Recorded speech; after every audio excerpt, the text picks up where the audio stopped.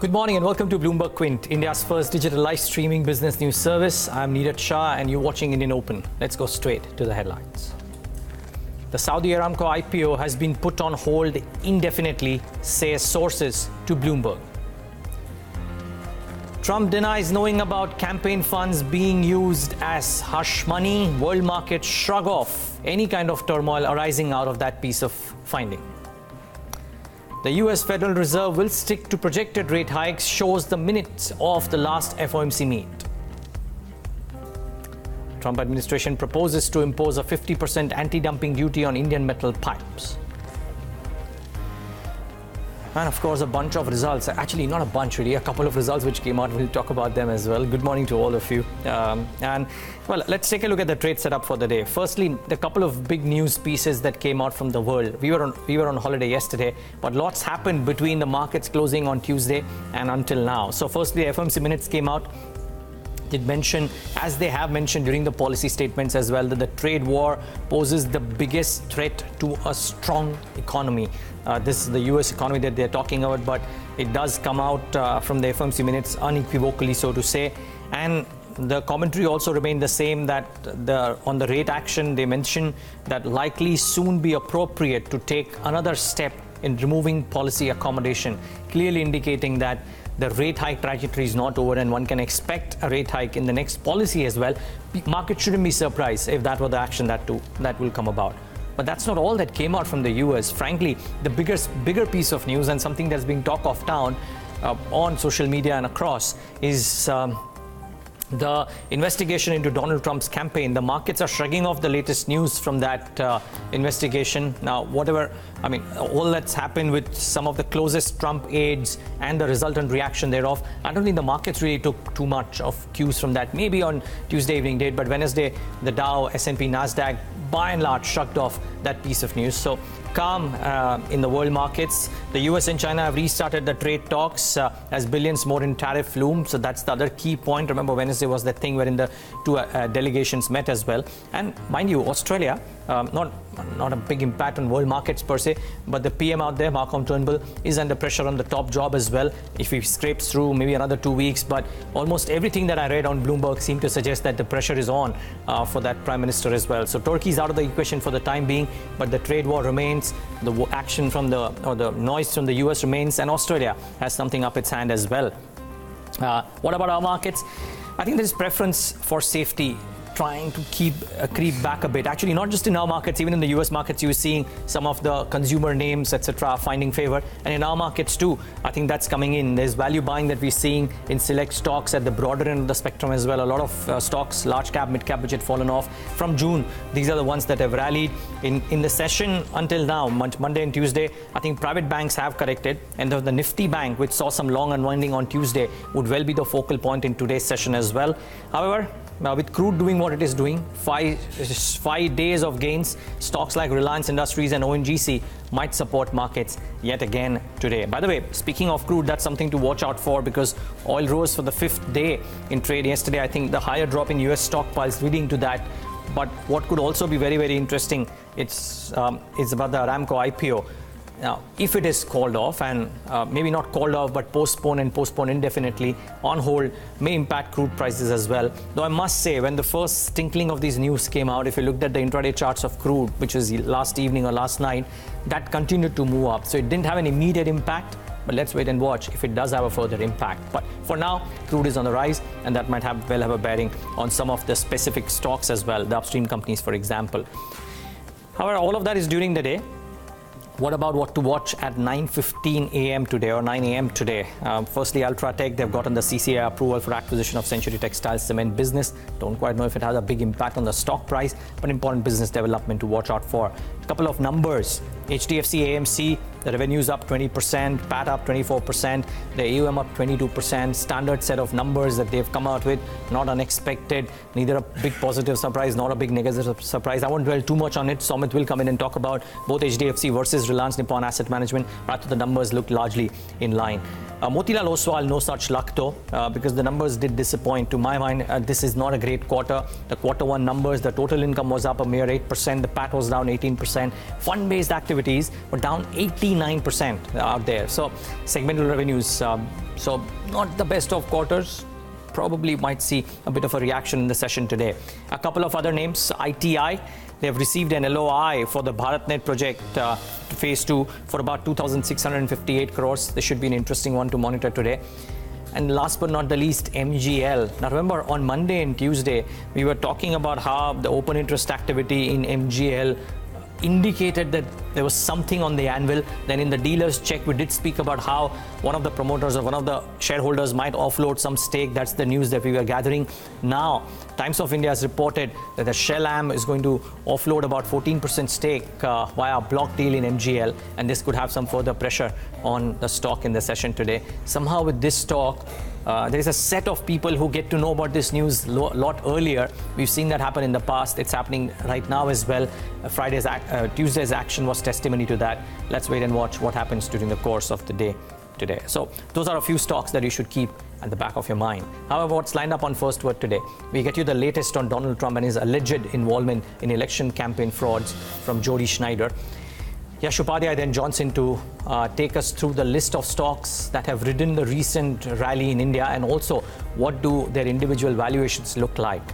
Reliance Nippon AMC has a lot of catching up to do with its only listed pure play peer, which is HDFC AMC. Sameet Johnson to tell us why. And then Yatin Johnson to talk about why Maruti has decided to give the Ciaz a facelift. However, the big global news first. The US president finds himself in a corner now that two of his closest associates have owned up or been found guilty of misusing campaign funds. Trump has since gone ahead and denied knowing about funds being used as hush money for women who allegedly have had past affairs with him. But all of this puts him and the Republican Party in a very messy situation just before the November midterm polls. Here's Jody Schneider and Rashad Salamat of Bloomberg News putting the revelations and then the fallout into context. Strong evidence, I think it's conclusive, but let's at least agree that it's strong, that Donald Trump knew that Michael Cohen was going to be advancing money on his behalf to hush up the relationships with these two women, and that it had a political purpose to it. Michael Cohen's attorney Lanny Davis speaking to Bloomberg in D.C. Donald Trump contradicting his former fixer, denying using campaign funds as hush money, also telling Fox News that he only learned of the payments, quote, later on. Let's bring in senior international editor Jody Schneider. Where does this saga go now? Yeah, interesting, isn't it? Just a day after Michael Cohen, in his plea agreement, said that he paid the hush money in coordination with a federal candidate, right, that he, in coordination with and at the direction of this candidate, which clearly he was referring to President Trump, who was candidate Trump at the time in the 2016 election. Now we have the president himself saying he didn't know about the hush money, he didn't know about the payment, and he only learned about it later on. There's also a tape that has come out that shows that that appears to show that he knew of at least one of the payments. So there's lots of he says one or two things on that tape, though, actually, doesn't he? Yes, and so it's very interesting. The day started with the president having some tweets about Michael Cohen, which appeared to be sort of shrugging it off, saying, well, you know, if you need a good lawyer, don't go to Michael Cohen, that kind of thing. But then got more serious as he just said that. He said that he was his lawyer for 10 years, or worked with Cohen for 10 years, and said he's not a very good lawyer, which begs the question, what was he doing with him for 10 years? Those are among the questions. Where this goes now is interesting because Mr. Cohen says he is happy to cooperate. His lawyer, Lanny Davis, we just saw on that tape, said he is happy to cooperate with federal prosecutors in the Mueller investigation. Mr. Cohen was not charged through that investigation, so now it'll be interesting to see if he does and what he tells them and where this goes from here. Absolutely. And we've also, of course, him mentioning some things about Russia here too, which came out of the blue a little bit from Michael Cohen. Now, what are the implications here when we look politically at the election cycle, the midterms coming up in particular?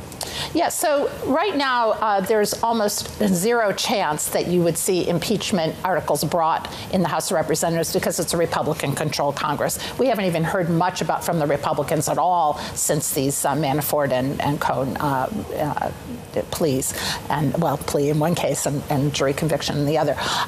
But that's where the November midterms become so important, because if the Democrats were to take the House of Representatives, which looks increasingly possible, they could well file to start the impeachment process, and it does start in the House. So that's what we'll be looking for. Democrats are not making that case in their campaigns. The talk about impeachment, pro-impeachment talk, is coming from party activists outside Capitol Hill. But we are starting to hear more of that in recent days. Well, this will be interesting as to how this moves ahead and how does it impact sentiment, if not actual appointments, so to say. Okay, let's move back to Indian markets. With the benchmarks trading near record highs, several stocks riding the wave too. A record number of stocks are trading at the highest point in at least 52 weeks. What does that do to respective valuations? Yash Upadhyay has put together the math. Good morning, Yash. Good morning, Neeraj. So before I start with what the data is, so how we've arrived is that we've taken a list of stocks that as of Tuesday's closing had hit or closed at fresh 52-week high or at fresh lifetime high, and narrowed it down by adding the market cap criteria of 10,000 crores and above, and that has left us with a universe of 17 stocks. Now, no prizes for guessing for you, but if I were to ask you which is the sector that dominates this list, what would your answer be? Financials, maybe? Well, it's FMCG, as nearly 50% or 8 out of the 17 stocks in this list are from the FMCG stables. So it's the Britannias, the Daburs, ITC, Batas of the world that are in this list. And what's more important is to look at the valuations over here. So that should come up as well. For something like a Britannia, that one is trading at about that one's trading at about 49 times, 67 times its FY19 price to earnings, which is a significant premium over its 5-year average, almost a 36% premium. Also looking at something like a Berger Paints at 58 times, it's the most expensive paint stock, more expensive than even Asian Paints. The names like Havells, Dabur, all trading well above 50 times. Also, you could look at something like a GSK Consumer. The one stock that I want to list out specifically here is ITC. That one is trading at about 31 times and is the only stock in this list which is trading at a discount. So something like an ITC is where the value could be. Well, moving forward from FMCG is the IT names, and they make up for the second largest number in this list with 3 names being Infibeam, InfoEdge and L&T Infotech.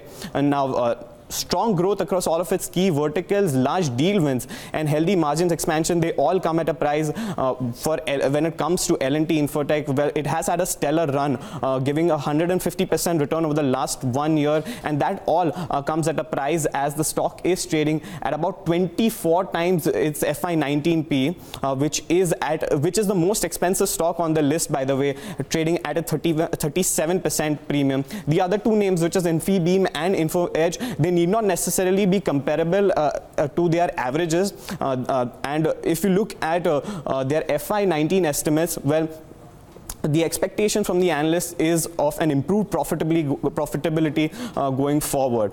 But moving forward, well, pharma is another pack which is very interesting in this list. So despite of giving the highest returns of any pharma stock over the last 1 year, Divi's Laboratories trading at about 30 times at FY19 PE is trading at a discount, in fact, and something like a Sun Pharma as well at 36 times is trading at a discount. So the pharma pack seems to be of value if you look at it in terms of valuation. Going forward, we are also looking at financials. Well, there are only 2 names, Axis Bank and RBL. The difference being the change in parameters. So we look at the price to book instead of the price to earnings multiple, and well, it's mostly in line. So despite giving returns in excess of 15 or 20%, Axis Bank and RBL both are trading at about 2.5 times and 3.4 times, which is more or less in line with their averages as well as the trailing price to book multiple as well.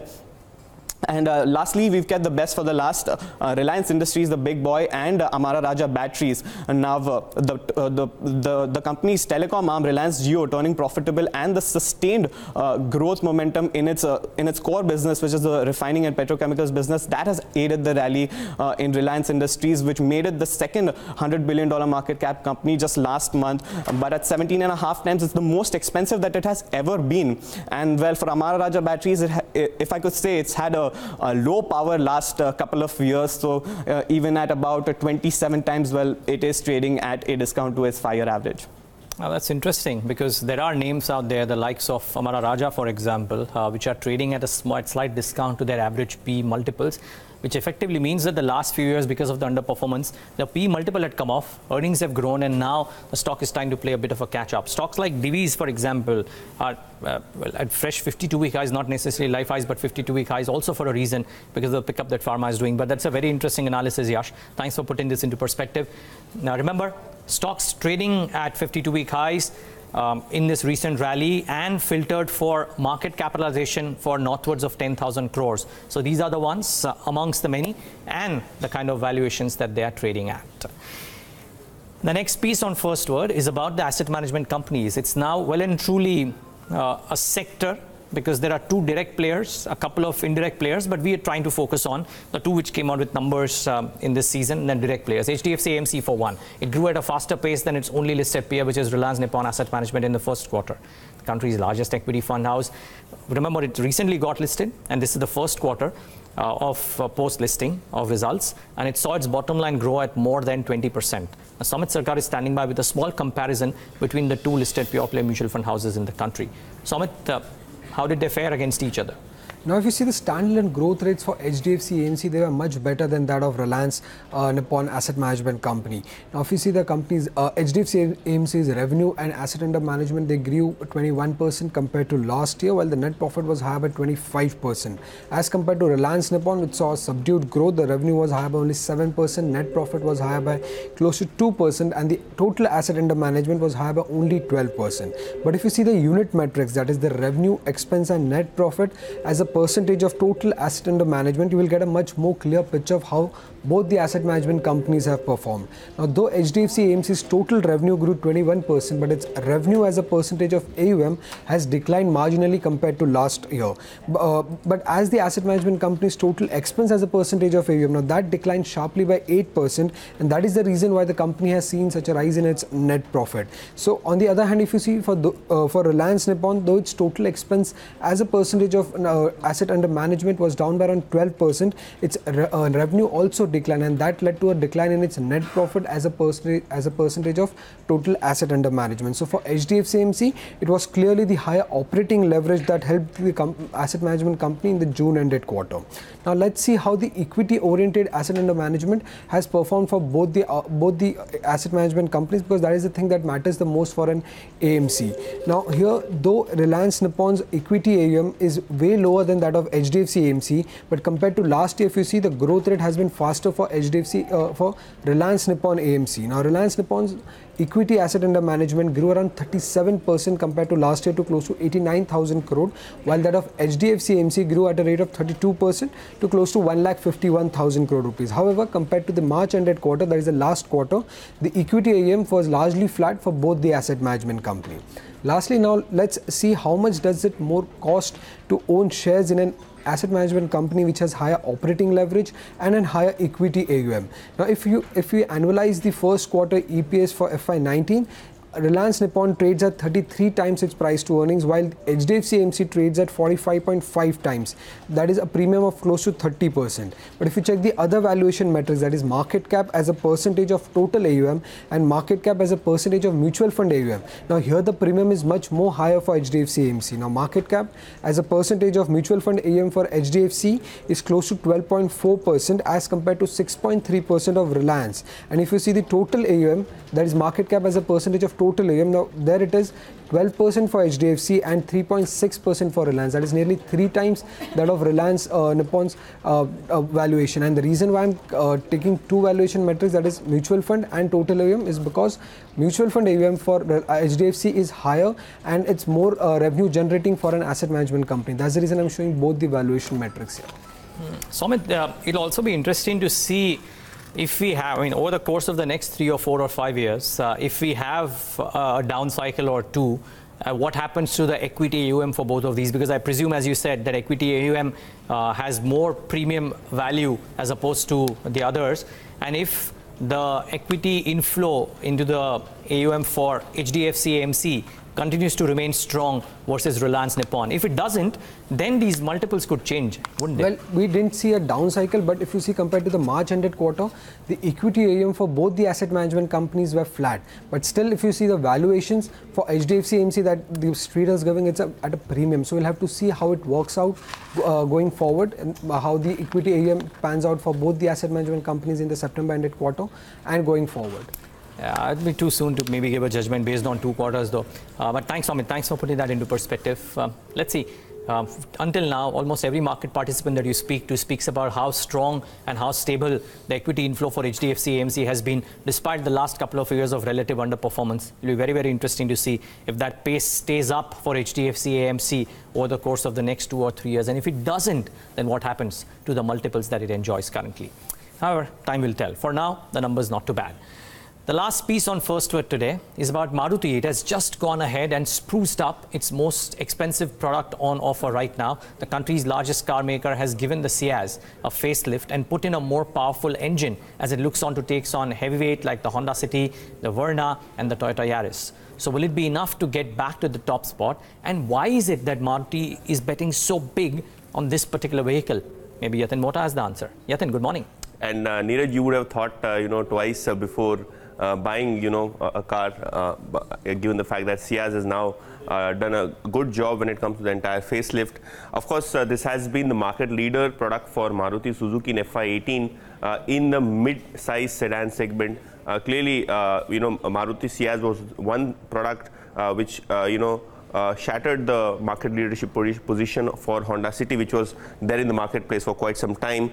Of course, this is the mid-size segment wherein Maruti wants to focus on sedan. If you talk about that particular category, Ciaz probably does much better than its peers compared to the performance of the engine as well as the other specifications. So let me take you through the website of Maruti Suzuki, wherein we have the product details coming up. Key features, if you look at the Ciaz, we have the exteriors which have been made up quite well. The lamps, the LED lights is something which is a key feature for the Maruti Suzuki Ciaz. We have, the fog lamps, the tail lamps, the grille, the alloy wheels. And if you look at the grills, earlier we had a straight metallic finish kind of a grill, and this is a new grill that Ciaz is using, which is something similar to what they used for the Baleno. And of course, their alloy wheels are slightly different than the current version of the Maruti Suzuki Ciaz. So something interesting on the exterior front. Also, engine is one particular portion that I need to highlight, because earlier we had a 1.4 liter engine. Now that comes to almost a 1.5 liter engine. So which means that from 1400 cc, now it's very much comparable to the likes of Honda City, which have a 1500 cc kind of a specification. More importantly, they come out with a smart hybrid technology which has a lithium-ion battery. And Neeraj, if you look at the lithium-ion battery, it gives you more mileage and more efficiency versus the other models which are there in the segment. And something new which has come in is the cruise control. That is something which you can do it on the steering wheel. So clearly, these are the features as far as the new Ciaz is concerned. Quite interesting to see that Maruti has been coping up with the marketplace and the requirements of the consumer. And of course, this is the competition. So we have the Ciaz, Yaris, Verna and City, which fall in the similar category. You will be surprised, since Ciaz launched, they have been doing good volumes compared to City and Verna, which have been there in the marketplace for quite some time. And these are the features. The engine displacement, now the Ciaz, which was 1.4 liter, now is 1.5 liter, which is 1500 cc. And what it really does is that more engine power means more displacement, more torque. So we have the max power and max torque improving for a product like Ciaz. And the hybrid power is something which has been differentiating in terms of the product for Maruti at this point in time. More importantly, from 1400cc, the car went to 1500cc, but the fuel efficiency is higher by 5%. So you must be wondering how it is possible. This is possible because of the hybrid technology that we were talking up earlier. And if you look at Ciaz as a product, it is by far superior in terms of the fuel mileage, and probably this is the one key feature the mid-segment sedan consumer would like to have. 20% better than the Verna, City and Yaris. So when it comes to the mileage, much better than the peers. And of course, pricing wise also, they have priced the product, which is the base variant. Of course, this does not include taxes, competitively at around 8.2 lakhs. So on the pricing front, fuel efficiency front, they have been doing quite well. Of course, the volumes YTD for the Ciaz are only 10,000, and probably this number could go up as we see the new launched Ciaz in the Nexa doing very well. Of course, the initial feedback from the dealers is so. Let me take you to the volume, and this is from the Goldman Sachs report that we picked up. If you look at the Verna, the City, they have been quite stable, post the Ciaz launch. Ciaz, had taken the market share away from, City, and at the end of, this August, we had the sales dip for the mid-sedan segment. Of course, the anticipation in the market was that the new Ciaz is launching, so why buy an old one? Probably from here on, we could see some positive blip coming in that chart, and the Ciaz again coming into the market leadership position according to Analyst and the brokerage estimates. So clearly, Maruti Suzuki Ciaz is a product which Maruti believes could have some significant disruption in the segment with their new high power engine as well as the lithium ion battery technology. Okay, we'll watch out for this, and that's an interesting chart as well. Yatin, thanks for putting that into perspective. Ciaz, from a sedan segment perspective, which is arguably one of the fastest growing segments, a very important one for Maruti Suzuki. Let's wait and watch if we can put the smile back on the stock price of Maruti Suzuki. It's been all over the place in the current calendar. But that's all that we have on First Word today. Lots more lined up on Indian Open though. Morgan Stanley expects emerging markets to give up all of its recent gains. We get you a conversation with Jonathan Garner. Take stock of how Zee's new consolidated digital platform is doing. Tarun Katial of ZFi would be joining us. But after this break, full tilt towards the day's trade.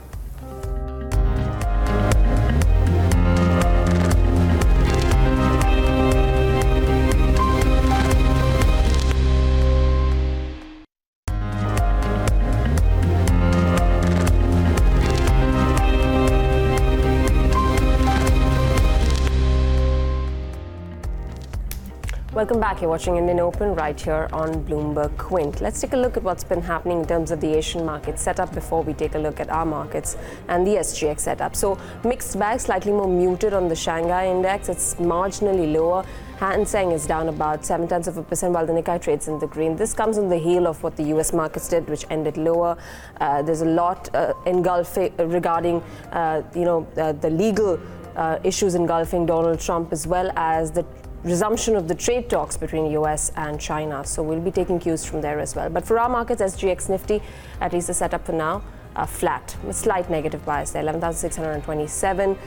We've created record highs, though the day before session was pretty flat. Didn't do much towards the end of the trading session. Let's take a look at what happened in the derivative space.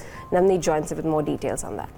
Hi Divina, good morning. Well, we are staring at a gap up opening considering yesterday was a holiday. So I think we'll be opening above the mark of 11,600. In terms of what happened on Tuesday, no major cues coming in. I think it was largely a session of consolidation and unwinding. So Nifty futures, no major addition. But remember, the premium has fallen to nearly 15 points versus 25 points.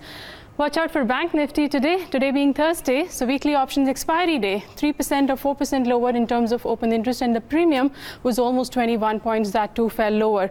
On the upside, do watch out for all-time high levels of Bank Nifty, which is somewhere about 28,378. What's been supporting the markets? India VIX, which has been on the lower side, so watch out for that one. Nifty PCR on Tuesday was down marginally, so 1.7. And Bank Nifty almost 1.30. So let me tell you the reasons why the Nifty PCR is not changing too much. There's a lot of put writing in the system. 11,500 and 600 strikes saw major writing coming in, and unwinding seen for a couple of the call strikes in yesterday's trade. And in terms of FI data, what happened?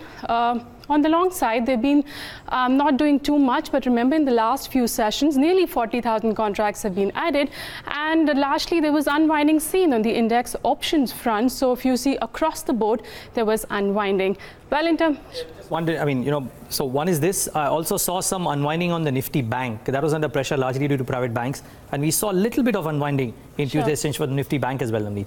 That's right. Well, today being the Bank Nifty weekly options expiry day, Neeraj, and yesterday was a holiday. So ahead of that, it looked like, and we did mention, I guess, traders were not willing to take any fresh bets, maybe ahead of a holiday, also the expiry coming up. So on the upside, definitely watch out for the all-time high levels. I mentioned 28,370, 778. That's for the spot Nifty. But let's see whether there are any fresh positions that can be taken in today's trade or not. Let me quickly tell you the stock futures, Adani Power finally out of band. So the stock was up 3.5% on Tuesday. And I think we spoke about MGL. Neeraj also mentioned in his trade setup. Do watch out. Let's see if there's a block deal which takes place today or not, as per the Economic Times report. And finally, watch out for something like Cummins. That's been going up in the last 3 trading sessions. And on Tuesday, there was some bit of short covering seen as the open interest was down nearly 13%. Back to you guys. Yeah. Thanks for that, Navneet. So interesting. And yeah, we did speak about MGL and the unusual trading activity. It's a bit of a giveaway, isn't it, in MGL's case? The last couple of times we've seen this ahead of a deal happening. There's some significant short positions getting built. There's, of course, the Times of India report stating that the large shareholder will offload stake in MGL. We'll talk about that with Parthiv Shah. He, of course, joins us on the show. Parthiv, good morning. Thanks so much for joining in. Okay, since I'm on the topic of MGL, let me start off with that. Then we come to the larger names as well. But I know you track this one very, very closely. Interesting that, in the last 6 months, there have been 2 instances now, with this one does go about, wherein some large offloading in the stock price of MGL happens, which keeps a bit of a technical lid on the stock. Fundamental may look very solid, but is there a likelihood of more pressure on the stock? Good morning, Neeraj. Neeraj, yes, you're absolutely right. I think it's been a couple of instances, and now again there are talks about the large shareholder wanting to exit some part again. And I think not necessarily that the foreign parent or the foreign parent promoter, if were to be exiting any of its subsidiary business in an emerging country, is always necessarily a negative news. Yes, I think it could certainly give more supply, as a result of which the stock temporarily might not land up doing well. But yes, they might also have their own reasons. They might be selling off some of their subsidiary assets for some of their own internal investment targets. So not necessarily I take this at all negatively. Rather, what I feel is that I think there's a great scope for many of these players, I think, to scale up their business in a country like India. So I think in one of the investor presentations of a company called Adani Gas Limited, I think they were highlighting what sort of potential a country like India has in terms of city gas distribution and the vehicles that use CNG. So I think we are a lot behind as compared to, say, a country like Pakistan. So I think in terms of the penetration and recently the government's intention to make sure that this is a success, and they rolled out a lot of licenses in different geographies, goes to show there's full government support. And with all the infrastructure being built up for, say, companies like Petronet LNG building up the gasification terminals, there are many private companies doing capex on that front. We have a deal with RasGas, Qatar. All of this should bode extremely well for such companies which have a fantastic unpenetrated model, wherein I think not necessarily any competitor would come in their own geography, and they can scale up in terms of the volume and grow, generate free cash flows. So yes, we are extremely bullish on this particular sector, and MGL certainly fits the bill. So any sort of supply related overhang on the stock, we see any sort of correction, I believe it shouldn't be a bad idea to chip into and buy into it. All right, that's MGL for you at 902. It's been down 17% this year. Taking a look at the index itself, Parthiv, your call on the Nifty, and we had a session of consolidation day before yesterday. Do you see that continuing for some time now, considering the speed and the pace at which we've rallied up? Very rightly pointed out. I think the speed and the pace has taken many of us aback in terms of, the Nifty constantly getting re-rated and valuations now becoming very expensive. Probably all the good news of Q1 results in terms of them showing good traction, and most of the management commentary is talking bullish about the rest of the year, I think seems all to be factored into the current, especially many of the large cap names. And luckily, I think this particular rally hasn't been very polarized. We've seen many other set of companies, the old economy stocks, stocks participating. But yes, we certainly do have slightly cautious view out here.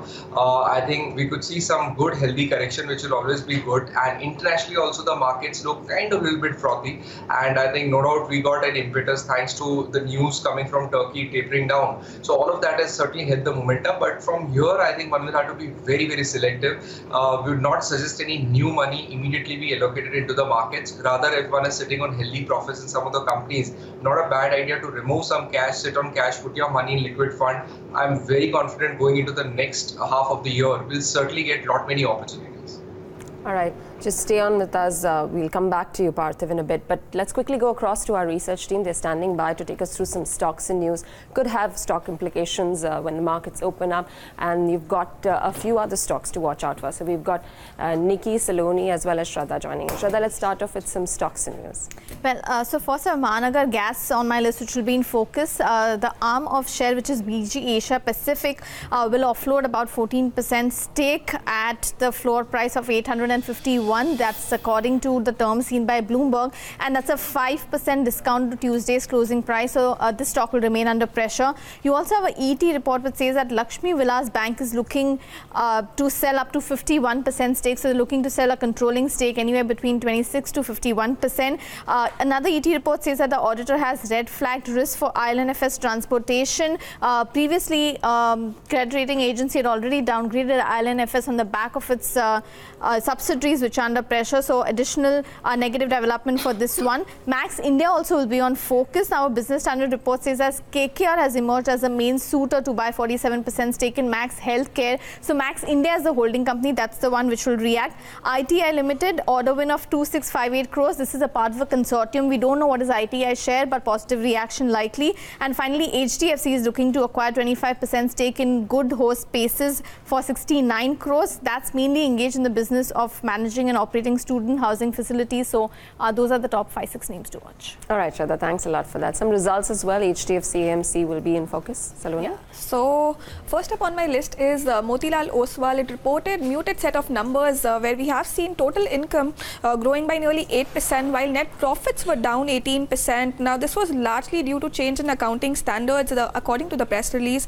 If you look at the segment-wide performance, both broking and wealth management business did well for the company, and it grew in the tune of 22 and 43% respectively, while their home finance business, that is Aspire, saw a loan book growth of 11% and net interest income grew by nearly 14% for the quarter went by. On the contrary, their fund-based business saw a degrowth by nearly 90%, and investment banking business saw a downtick of nearly 35%. Well, moving on to Reliance, General Insurance Company, which is a subsidiary of Reliance Capital, reported strong set of numbers where we have seen gross premium growing by 23%, while net profits grew by 30%. Combined ratio was steady around 104%, while we have seen good growth in their investment book, which grew by nearly 20% and stood around 8,260 crores. And that apart, we have seen disappointing numbers from P&G. Revenues grew by a marginal 4%, while net profits saw a downtick of nearly 36%. EBITDA too declined, largely weighed by higher advertising expenses and higher employee cost, and their margins too contracted to 16% as compared to 26% seen in the last quarter. So we may see some negative reaction in P&G particularly. All right, so a lot many more stocks to watch on. An interesting acquisition, Nikki. So Prataap Snacks is going to be acquiring 80% stake in Avadh Snacks for a consideration of around 148 crore, and this is going to be deepening the presence of the company in India's largest snack market, that is Gujarat. How this acquisition would be done: 76.9% would be acquired from the existing shareholders, 3.1% will be invested in the company's share capital. The company with this will indirectly have in control of a Red Rotopack, which is a wholly owned subsidiary of Avadh. Talking a little bit about Avadh Snack, it has a strong presence in Gujarat and is expanding into Maharashtra and Rajasthan. The acquisition price is around 1 times of its turnover that we've seen in FY18. If you look at the turnover for Avadh along with Red Rotopack, which is its wholly owned subsidiary, that stands at around for March 2018 around that 162 crore level, and the company is acquiring it for 148 crore. So that's almost 1 1 times of its turnover here. And if you look at the balance sheet position for Prataap Snacks, which is just got done with an IPO of around 420 crore, well, the cash balance is around 214 crore and the debt level is around 10 crore for this company. Thanks, guys. Really appreciate you taking out the time. Parthiv, did you happen to catch hold of this news regarding this acquisition of Prataap Snacks? Yes, I think just kind of last year end, I think we had a chance to meet the management of Prataap Snacks, and they certainly mentioned that one of the key challenges for them is going to be to penetrate into one of the biggest snacks markets, a salty snacks market, which is Gujarat, because Gujarat has incumbent players like Balaji Wafers, I think, which have done phenomenally well, and I think they have very, very strong roots and probably not allowed most of their competitors to come in and eat into their market share. So I think Gujarat is a market, very important market, but very difficult to crack. And I think Prataap Snacks was certainly trying on its own organically to do something out here. But certainly I think this inorganic strategy makes very good sense. It's a Rajkot-based player which is scaling up and has done reasonably well in terms of its growth and the distribution network that it has had. So I think buying it at around 1.1 times sales is not very expensive, and Prataap Snacks certainly can afford this. And now the key challenge will be all the synergies that they can absorb from this and how they will rebrand and what will be the strategy going ahead. But certainly makes very good sense. Gujarat certainly is not a market which one can avoid in this sweet snacks category,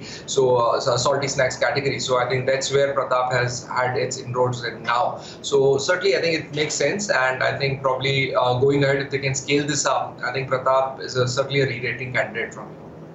Interesting. Not a cheap name by any stretch of imagination, but an interesting one to monitor for sure. Parthiv, what have you made of the Motilal Oswal numbers? The fund-based activity, the fund-based income stream taking a knock this time, Aspire not doing all that poorly, but the reported numbers definitely leave a lot to be desired. Yes, I think we've seen improvement in many of the verticals, but the fund-based income and also the investment banking has been lumpy for this company. And certainly I think this as a stock has gotten massively derated from its all-time high, which was quite near, I think, at around 1400, 1500 levels. And probably I think even here, I do feel that, you know, going ahead, it could be challenging for some of the verticals.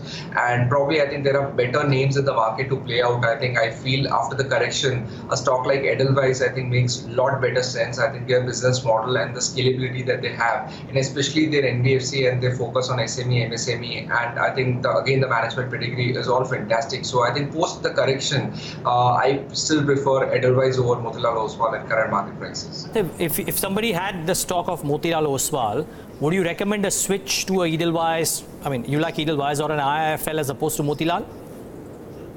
Certainly, I think won't be a bad idea to switch over from Motilal Oswal at current prices into Edelweiss, because I think Edelweiss also has this fantastic business of asset reconstruction company, wherein I think going ahead one can be positively surprised in terms of how well that is as a business managed by them. And if at all they get permission to unlock it, I think a lot of value creation can take place for the shareholders. All right. Just stay on with us, Parthiv. We've got Sameet Chauhan as well as Rahul Mohindar joining in to discuss their technical strategies with us. Gentlemen, thanks very much for taking out the time. I'm going to start off with you, Sameet, on the index first at current levels. Hi, morning. See, as far as index goes, yes, the trend has been quite strong. We have been making new highs. And, you know, this is what we have been advocating since last 3 weeks. So any dip, according to us, was a good buying opportunity. And we have already surpassed, milestone of 11,500. And we are inching closer to another milestone of 11,600. So we believe that the direction remains positive and one should trade with a positive bias. Minor dips would be a good buying opportunity. Yes, the kind of momentum we have seen in last 3 weeks, we may not get the similar kind of momentum. But undertone remains bullish. If one has to concentrate on individual stocks, that would provide better trading opportunities. So as far as trading strategies goes, we would remain stock centric with a positive bias. And as far as index goes now, 11,500 would act as a very strong support. So as a trader within indices, one can look to go long on any minor dip, keeping a strict stop loss below 11,500, to be precise 11,488, and we would expect continuation of this northward rally first toward 11,650 and then toward 11,700. Rahul, do you have a similar opinion of the upward trend continuing? I think I've been very candid about the fact that for the last few months, we've maintained a positive stance, including last week when I was on the show. I continued saying that the market stays positive. There's nothing really breaching in terms of major support levels. I still maintain the really key number to conclude that the trend is over is 11,330, which till now looks a good distance away. Unless we breach those levels, I won't press any panic button. But for those who are very short-term traders, 11,480, I agree with Sameet there, that's an important level. We must take cognizance of the fact that's the nearest term support level I would watch for if I'm trading long with that short-term perspective. I think 11,610, that's the resistance we're looking at. It's really a hold to me. We can't deny that we're kind of in a strong overbought region, whether you look at monthly charts, whether you look at daily charts. So technically we stand overbought. But what could help the market sail through is the Bank Nifty, where we have targets of 28,600 and maybe even 29,100 down the line. Well, interesting. Fundamentally and technically, all our experts seem to suggest that maybe holding is a good strategy. Don't go out and put in fresh money to work on the Nifty or the Nifty Bank. Okay, Rahul, good morning. Neeraj here. What are the stocks that you're recommending in the session today? See, the first stock I'm going to look at is Wipro, and of course, if you see the price action day before yesterday, strong surge in volume, strong breakouts on price. We finally kind of pushed through that 200-day moving average marker as well. So all in all, I'd be buying Wipro. If you have a short-term outlook, I'd say targets of 299 are reasonable to work with. I'd keep a stop loss at 282. And a second stock I would buy is Dr. Reddy. There too, we've kind of sailed through key moving average levels. Very good price volume patterns. In fact, the whole pharma pack, if I may add, looks very positive to me. But Dr. Reddy, near-term targets 25.20. I keep a stop loss of 23.40. I'd like to clarify that near-term doesn't necessarily mean a day or two. It could mean a week or two. Interesting. Sameet, what about you? Your stock recommendations for the morning? See, we have been closely tracking mid-cap index. It has already formed strong base and it is on the way up. It is likely to unfold further leg of the rally. So we believe that one should focus on such potential candidates. BBTC, Bombay Burma from the cash segment certainly looks good. After a long consolidation, the stock has managed to come out of its congestion zone. It has come out of its slumber. If I just look at the volume activity on Tuesday, it has picked up substantially, and that clearly indicates that the stock is likely to continue its upward trajectory. Our immediate target to watch out for BBTC would be somewhere around 1810. One can look to go long with a stop loss of 1595. Apart from this, Tata Chem is the one stock that certainly looks quite encouraging, although it is yet to give its breakout. But looking at Tuesday's movement, we anticipate this breakout to happen probably today or in a day or two. So one can go long with an anticipation for a target of 750, stop loss at 674. All right, gentlemen, just stay on with us. On to our special segment, Bloomberg Edge, where Yash Upadhyay tells us about a pattern that the Bloomberg terminal has thrown up on any stock or any trend that he's picking up. Yash, today what's the stock on your list? Good morning, Devina. We are tracking Bank of India on the charts today. It's moved higher for a third consecutive day on Tuesday. And with that, the fear and greed indicator, which is a proprietary Bloomberg indicator, that has turned positive. So if you let's first try and understand what the fear and greed indicator is. Basically, it's a ratio of the buying strength to selling strength. It is used to measure the spread of two weighted moving averages of the true range, and it oscillates on a zero baseline. How do you read it? Well, you go long when the indicator turns green, which indicates greed, and you go short when the indicator turns red, which is for fear. So if you take a look at the chart, that should come up in a moment. The fear and greed indicator, which is over here, that has turned positive, which is the green color over here on following Tuesday's closing, and that indicates that it is a good time to go long on Bank of India. All right, and how reliable is this indicator, Yash? So over the last 1 year, if you went long when the indicator turned positive, on an average over the next 10 days, the stock has managed to return in excess of 12%. That's interesting. Yash, thanks for giving us that update. Bank of India, well, private banks versus PSU banks, I think the trend has certainly shifted in the last few days. Parthiv, are you going out and making a fresh investment into any PSU bank? See, Yes, Neeraj. I think we have changed our stance in terms of very select PSU banking, bets, and I think Bank of Baroda certainly fits the bill. No doubt. I think one commentary that the SBI management did make is that sometime in Q3 they might need to recognize many of the power-related NPAs. So I think certainly it's not going to be a very smooth ride for this year. But this year, I think certainly it won't be as bad as what it was last year, nor will we see any sort of deterioration and any sort of positive outcome in terms of the recoveries, because many of the cases seem to be kind of factoring in. And I think if it were to materialize, I think a lot could impact positively the P&L of many of these companies. And government is still showing some intention to kind of recap. And at the best, I think we have never had any sort of long-term investment stance in these companies because we know how they are managed in the longer horizon. But certainly at current valuations, a company like Bank of Baroda not quoting upwards of 1x price to book for FY19 this year, I think certainly makes sense. And if they are able to show better performance, I don't see a reason why this won't be re-rated to at least 1.5, which will still be a steep discount to many of the private sector peers. And that is always going to be the case in many of the PSUs. So I think Bank of Baroda will be one stock in the PSU banking space where we find comfort parking money out here. All right, Parthiv, just stay on with us. Let's talk a little bit more about what's happening in the mutual fund industry. Total inflows into equity funds have shot up in the month of July, setting a new record. And this is despite rising crude prices and the threat of global tariff war. Yatin Mota is here with us to summarize what the top asset managers bought and sold last month. Yatin, interesting names: Dabur, Havells, RBL Bank, I believe. Yeah, a lot of additions, Devina, and of course the quarterly earnings, the management talk is something which has clearly influenced the decision of the domestic buyers. Of course, they have been sitting on huge amount of cash, good amount of inflows that we have seen. In fact, if you look at the month of July, the equity AUM is now at an all-time high of 10.45 lakh crores. That is for the domestic mutual funds. More importantly, the SIP inflow, this is one particular segment through which a lot of money is coming in. That stood at nearly 7,554 crores. So clearly the equity cult in India just started. Record flows coming in for the mutual fund industry. Of course, if you look at the AMC data, it shows that HDFC AMC remains the largest in terms of equity fund management.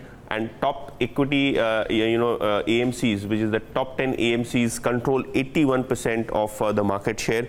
Of course, we have a whole host of asset management companies coming in. But let's see what are the top buys by the mutual funds, and we have taken into consideration the large cap universe. If you look at Dabur India, the shares now currently held are nearly 8.2 crore shares from the level of 7 crore shares. So almost a fresh purchase of 1.2 crore shares has happened. So the change which we see month on month is 17%. Similar is the case with RBL Bank, nearly 1 crore shares bought by the domestic mutual funds, 16%. Growth seen there. Of course, Dabur had reported strong volume growth, post which the domestic mutual fund have probably lapped up more shares. Similar is the case with RBL. We saw some block deals happening in there. Lupin, of course, the quarterly results were not that great, but the hope is that the pharmaceutical industry has bottomed out. Nearly 13% is the kind of increase that we have seen in number of shares. So we are not talking about the value of shares, but the number of shares clearly moving higher, and the value would be much higher because all of these shares have appreciated recently. Havells also has been at record highs. Bajaj Auto also, for that matter, has been doing well. Have seen addition of nearly 10 to 12% on a month-on-month basis. What is not really working in the marketplace is a few stocks, and we can see clearly the pressure coming in. We have IndianOpen Housing, wherein the exposure has been cut by 13% in number of shares. Earlier, the mutual funds held close to 1.8 crore shares. That has come down to a level of 1.55 crore shares. HCL Tech also has been a big underperformer in the IT space. 10% lower in terms of the allocation month on month. Asian Paints, Coal India, ICICI Lombard, all of these stocks have seen some bit of pressure in the near term, and this could be probably the reason, because we have seen a lot of exposure cut coming in from the domestic mutual fund industry. So this is what we have so far in the month of July. What really did the domestic mutual funds have done? All right, Yatin, thanks very much for that. So interesting names there. Sameet, coming to you. On any of these names, if you have any interest in them, or probably even on the short side, if there's any trade that's applicable, likes of Dabur, Bajaj Auto, RBL, these are the positives. Then you had IndianOpen Housing on the negative side, HCL Tech on the negative side.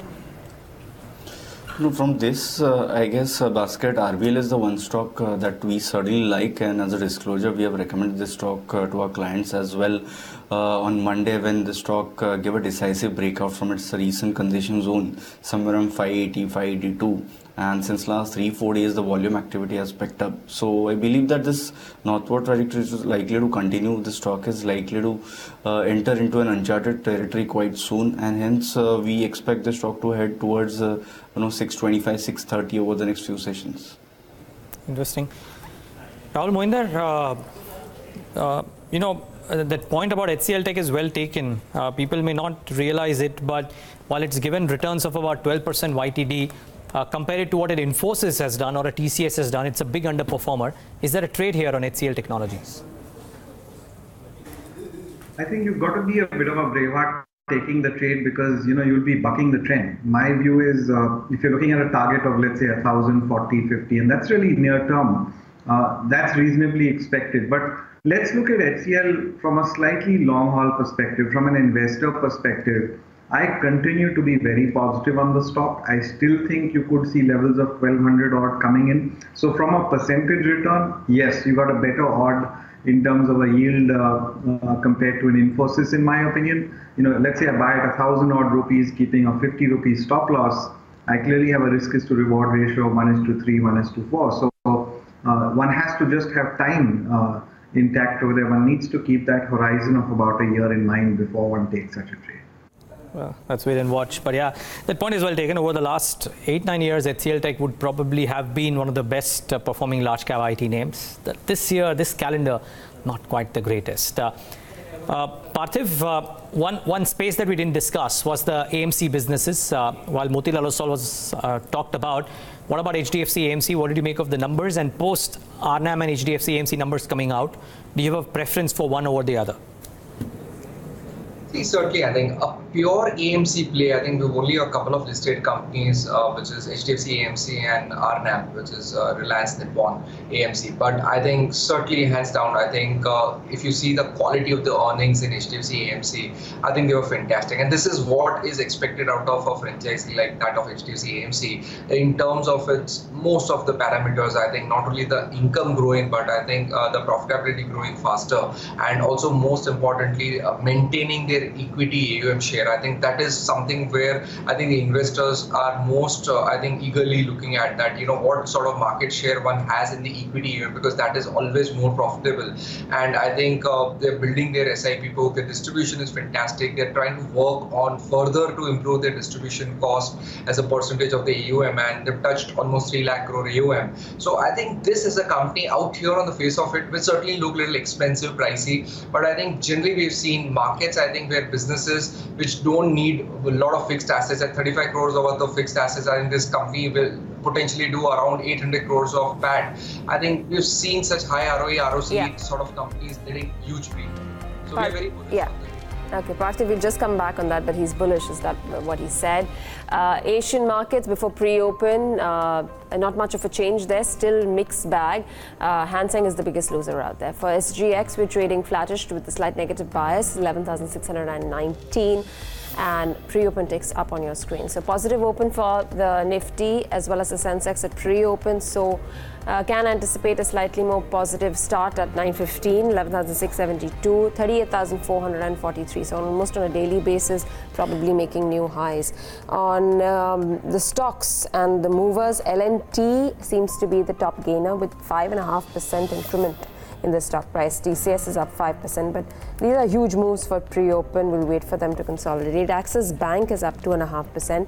HDFC Bank is up 1.9%. Sorry, HDFC is up 1.9%. Asian Paints at 14.29. ONGC is gaining ground by 1.65%. Eicher Motors, HUL up at 1.2%. Dr. Reddy's, Gale, Bharti Airtel is up 1%, Sun Pharma, Hero MotoCorp both up 1% apiece.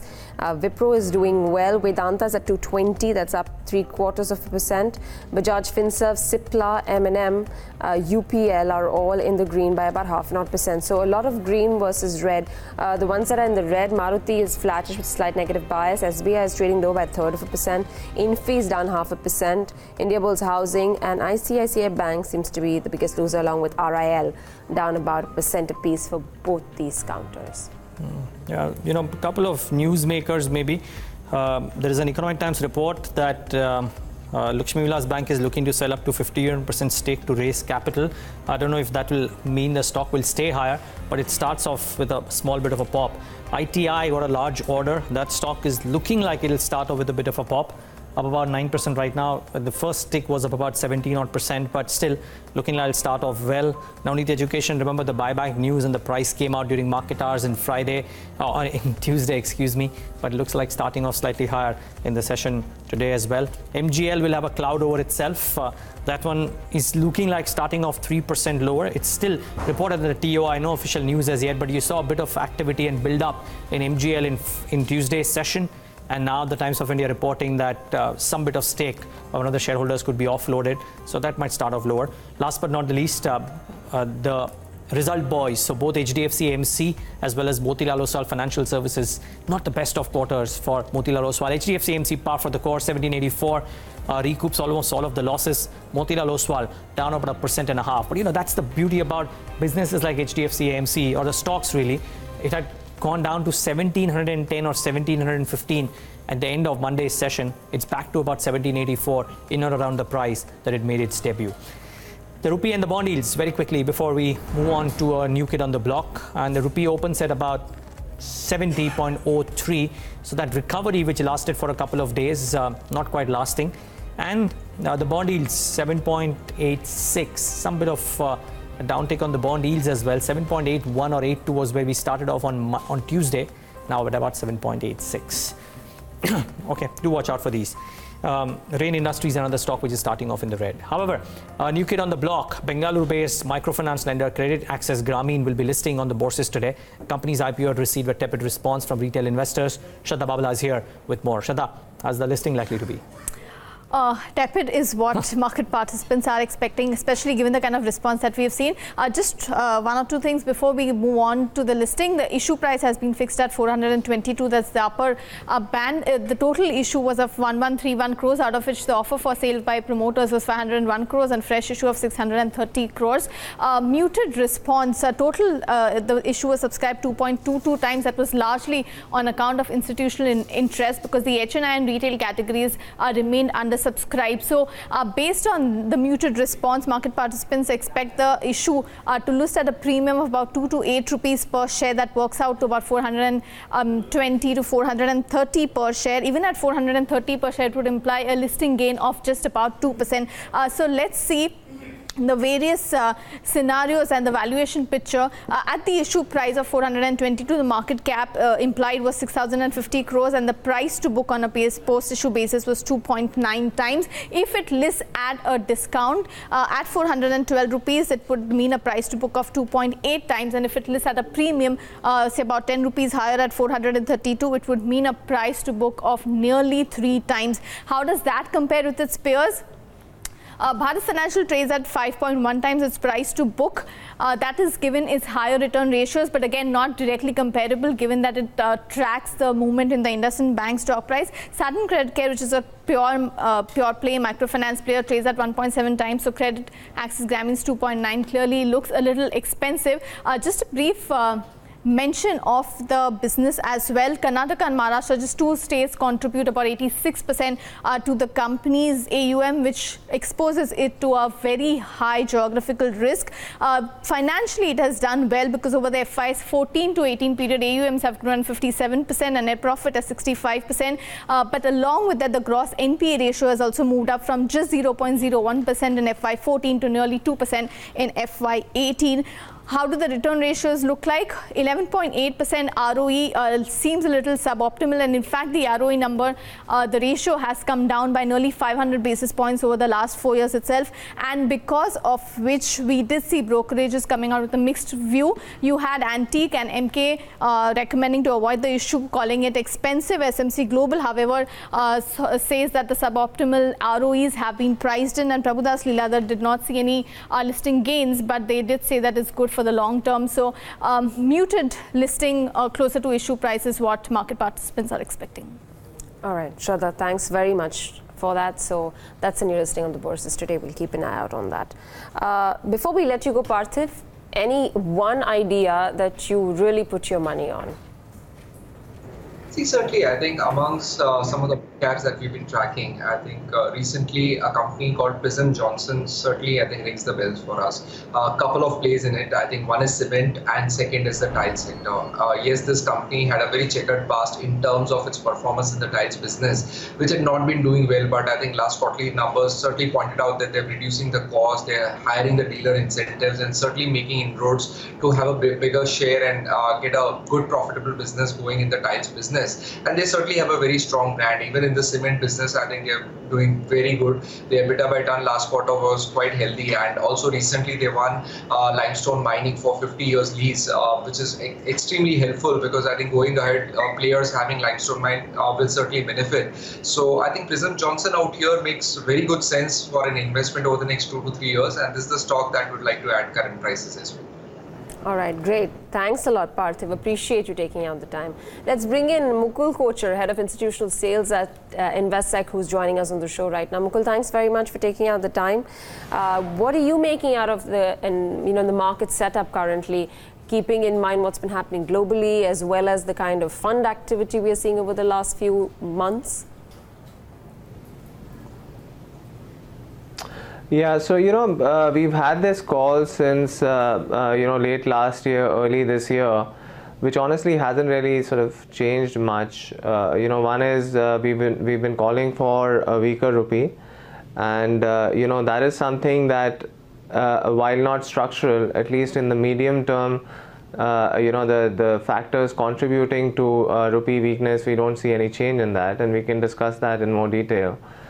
Now, when you sort of overlay that into portfolio construction, that has substantial implications, because when you talk about, rupee weakness, you're sort of, you will build your portfolio in a certain way. Not only is a weaker rupee, beneficial for exporters, a weaker rupee will also be inflationary. It will also exert pressure on interest rate yields, so you would need to think about that. So that is the first assumption when we get into portfolio construction for this year, and we've been playing that. The second theme that we've been playing for quite a few years is private financials.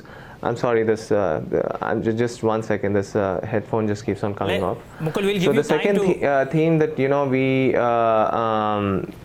Mukul, we'll give you time to adjust that. The second theme... We'll just give you time to adjust that. Take your time. We'll just come back to you. Let's just give you some time to adjust that earpiece as well. While we wait for that to happen, as the pre-open rates have settled down, what looks like starting off very well is HDFC and Axis Bank and Yes Bank. So from the banking names, those three look like starting off well. And maybe, just maybe, we might have a slightly positive start on the Nifty as well. Quick thoughts out here. Sameet, Chavan, HDFC, 1954.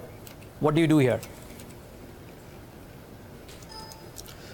See, as far as HDFC Limited is concerned, this stock has already come off a bit in the recent past. Overall, if you see, it has been maintaining its sturdy structure, be it weekly, be it monthly chart. It has been following a strong higher top, higher bottom formation, and recently there was some kind of profit booking that we saw from the levels of 2015. So 900, 1900, 1920 seems to be a very strong support, and today we are seeing a gap up opening.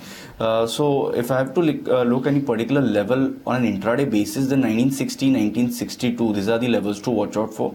So if the stock manages to surpass those levels, then we could see extension of intraday move at least towards 1980, 1985. So overall, I believe that the stock has slipped into a consolidation mode, which is likely to continue. On the higher side, 2000, 2010 would act as a resistance, and lower side 1900 would remain to be a very strong support. Okay, minutes away from the markets open, let's tell you all that you need to know to stay ahead in trade today. Some key results that came out yesterday. HDFC AMC reported a strong set of numbers in the very first earnings report post-listing. On the other hand, Motilal Oswal and PNG had a muted June quarter. Moving on, Prataap Snacks will now put its Desi Namkeen offerings on the shelves in Gujarat. The snack maker has acquired 80% stake in Avadh Snacks, and the deal is worth 148 crores. In bulk deals, Ashish Kacholia cuts more stake in Varilal. He's now sold an additional 0.2% stake after offloading 7.2% stake earlier in Monday. And staying with bulk deals to watch out for, one of the key promoters at Mahanagar Gas BG Asia Pacific Holding may sell up to 14% stake This is as per Economic Times report. Bandhan Bank is looking to bid for PNB Housing Finance. The bank is likely to submit its expression of interest this week, according to a Times of India report. An announcement from Jet Airways, it will consider its June quarter earnings on August 27th. Also, the airline will look at ways to cut costs and come out with a turnaround plan. Let's wait and watch for each of these names. By the way, what will start off well is a stock like ITI, which will start off about 10% higher. MGL will start off lower. Quick thoughts out here, Rahul, Mohindar. Mahanagar Gas, 863, likely to start off 4% lower. What will you do here?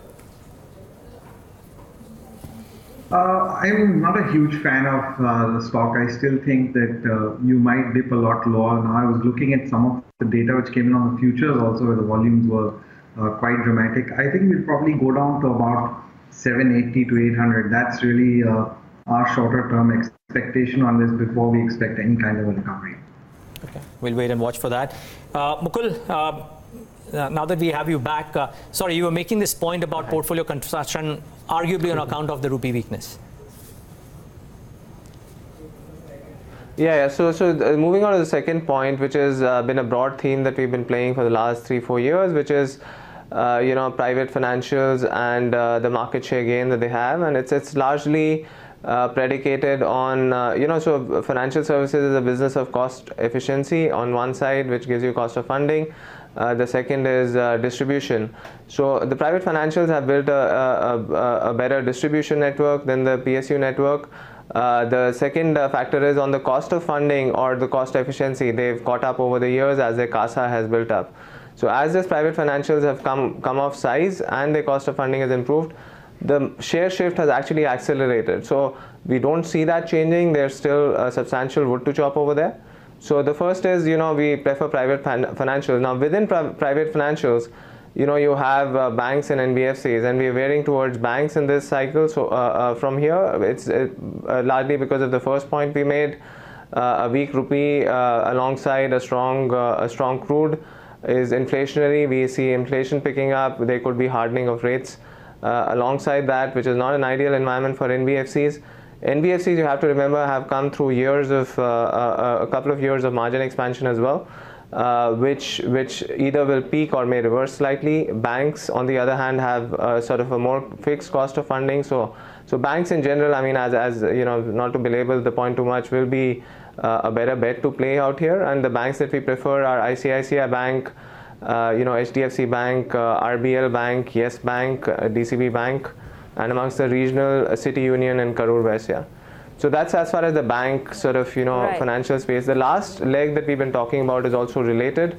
It's discretionary consumption. So this is broadly the market setup that we're looking at. All right. Yeah. Seconds left to go. We'll come back to discussing that idea of yours as well on the consumption theme. But just a quick look at the pre-open Nifty and Sensex before I toss it to Neeraj for the opening. We'll get our guests to give their top ideas as well, but for the Nifty as well as the Sensex, up about 0.25% apiece, I think, Neeraj. Okay, so 14 seconds. Maybe we'll take in the top call from Rahul and Sameet in just moments from now, and then resume our conversation with Mukul, Kochhar. But here's how the markets are likely to start off in today's session. Small bit of an uptick for the Nifty Bank, about 1/4%, 1/3% for the Nifty and the Sensex. So we'll start it off well with the Sensex building on now, 0.5%. Remember, we had a holiday yesterday, but the world markets were anyways indicating that we'll start it off with a bit of a gap. The Nifty Bank has quickly lost, though, all of those gains. Wonder what's happened to HDFC. We'll pull that up too. Bring up the mid caps and the small caps very quickly. A flat start. Let's get the heat map up. HDFC was looking like starting off a couple of percentage points higher. It has given up those gains. No wonder the Nifty Bank has slipped into the red. HDFC right here, just about 0.75%. However, some more green than red on the screen. That's the first talking point. Two, the oil marketing companies, 5 days of gains for crude. They're showing that a little bit of pressure. The last couple of days they have had slightly iffy trades, and Kotak Bank continues to grind lower. So 5% losses since the start of the July series, and that continues. What's done well? Lupin, DRL, Cipla. So the pharma theme continues to stay higher. All three names doing well. UPL, the star performer in Tuesday's session, up another % higher in the session today. And Some gains for IT. So the likes of HCL Tech and a couple of others seem to be doing rather okay for themselves. Otherwise, no big moves there. Reliance lying absolutely flat. ONGC2 not moving too much. What about specific pockets? Very quickly highlight 2 or 3 before I hand it over to Devina. First, the stocks which have come out with results and results impact on HDFC AMC, not so much RNAM, but HDFC AMC about 1.5% higher, RNAM taking off from there. What about stocks which are trading at fresh highs in Tuesday's session? Let's see how they are doing today. Well, VIP starts off with a roll, 1.76% yet again for this one. NIT Tech marginally higher too, and technology should have a bit of a tailwind today, technical tailwind I might add. But Fine Organics, big more in Tuesday's session, down in trade today or flat in the session today. Last but not the least, stocks which are in news, MGL, and the likelihood of the bulk deal happening, that stock starts off 5% lower. ITI, a big award recipient, up about 9% in trade. Devina, what are you spotting? Stocks we were talking about, Pratap, snacks, that stock has opened up about 7% in trade. The acquisition of Avadh snacks for what they're doing, 80% acquisition. So 1180 on the stock. Lakshmi Vilas Bank, an Economic Times report suggesting they're looking to offload 51% stake. The stock's up 4%. Vadilal, 2.5%, almost 3% higher on the stock even after Ashish Krisholia offloads about 7% stake in 2 days. Rain Industries, the last 2 days in this week have been bad. They've been locked down a lower circuit. Today also, it's open with a negative bias, so that stock's down about 2.4%. And Kajaria Ceramics, a big mover on Tuesday's session, but slightly muted start today, so just about closer to 0.7% on that stock. Other movers on the Nifty mid-cap include the likes of Welspun Corp, which is up about 6%. Century Ply is up 7%. You've got some gains. I'm sorry, that's point changes. Radico Khaitan is up 2.8%. Granules India 2.3%. McLeod Russell is up. Zensar Technologies 1.6%. VIP, we already spoken about that one. First Source Solutions 1.5%. And Marksans Pharma 1.7% higher.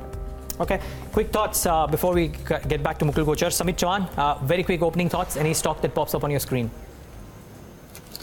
Kaveri Seed certainly looks good. It has been consolidating of late, so I think one should focus on stock-specific moves that are likely to provide better opportunities. So Kaveri Seeds is the one stock, looks good. It is poised for a move towards 660. Rahul, what about you? I think ICICI Bank, that stock's been quiet the last 3-4 sessions. Keeping a stop loss at 330, one could play this aggressively for about 350, 352. Yeah, man, really appreciate your time. Thank you so much for being with us this Thursday and giving us your thoughts. Well, getting back to our conversation with Mukul. Mukul, so we talk about the consumption space now. You were talking about that being the third pocket. Just did a piece this morning about how stocks which at the markets perched at new highs, the share of the large cap names in the list of the all-time highs and consumers top that list. Don't valuations look a bit stretched? Yeah, so this is an interesting point. So, FMCG is where, the valuations get into stratospheric sort of levels. But, so part of the reason for high valuation is the negative working capital that most companies in the consumption space enjoy. When negative working capital with 10 to 15% growth, it's a very, very powerful lever for valuation. So, the high valuations are deserved, but some of these valuations, are at levels where forward returns should be sort of tempered. So we are talking about, discretionary consumption pocket, not the staples. Staples is where the valuation is much higher. Discretionary consumption, they're sort of, so for instance, Bajaj Auto, which we are talking about recently, there's a price war that happened. Stock is very depressed. Because they opened a front on the economy segment of the bike space to gain market share by dropping price. Margin came off really poorly in the last quarter. The valuation here is really, really undemanding, and this is another leg of the financing piece that should benefit. Now, two-wheelers are not a sexy space. It's not a high growth space. It's sort of penetrated in the market. But two things can happen here. One is share shift in favor of certain players, and we think Bajaj Auto may be one of them. And second is some margin expansion from here. So in the context of that, roughly 14 to 15% forward multiple is undemanding. So you can still find some pockets here for discretionary consumption where you may want to play. But yes, I do not disagree with the fact that the staple space is fairly pricey. What about the four-wheeler space, and comment on Maruti in particular? They've come out with the new Ciaz, given it a facelift, expect to ride the wave on the volume side with it. Do you see that progressing for them?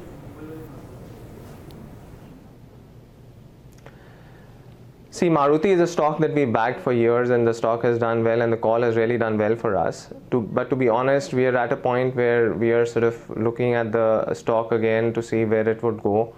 We want to see how its partnerships that it has evolved, how actually the structure with which it's operating under Suzuki as well, and the partnership it has evolved with Toyota, how that impacts the base business in India. So we are evaluating that. But otherwise, the business is exceptionally good and strong. Maruti has shown the capability of launching models which competitors just cannot even come close to. They've over the years expanded their market share, and they've kept it there. And a lot of the competitive advantage for Maruti is sustainable in the fact that they have a very good resale market. Their rural distribution is unmatched. So the stock we like per se. It's just that in the context of these partnerships, we are reevaluating a call here. Anything interesting that you could see in the cement space? We've been seeing cement prices remaining weak of late. I mean, all India prices have dropped by 1.8% on the back of results posted by some of the cement majors as well. What's your call?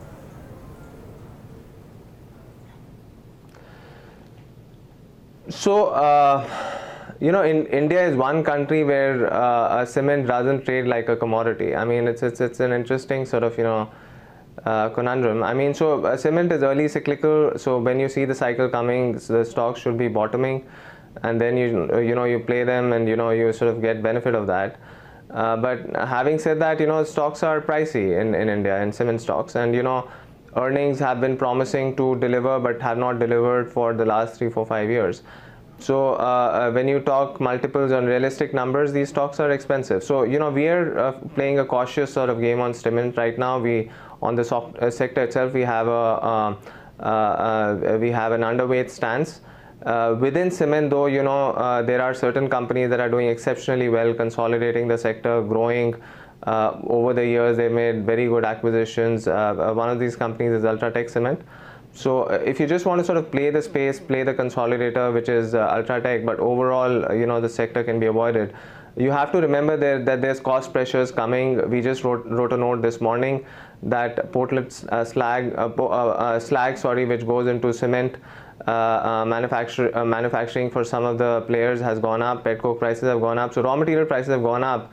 And as you just mentioned, companies are finding it difficult to pass through. So there could be potential further pressure on margins, and with multiples high, we are not that constructive on the space. Well, very quickly, just one last thought. Pharma stocks have jumped up, not just today, but over the last couple of months. Do you find merit? Do you guys find merit? Are you recommending these stocks to your clients?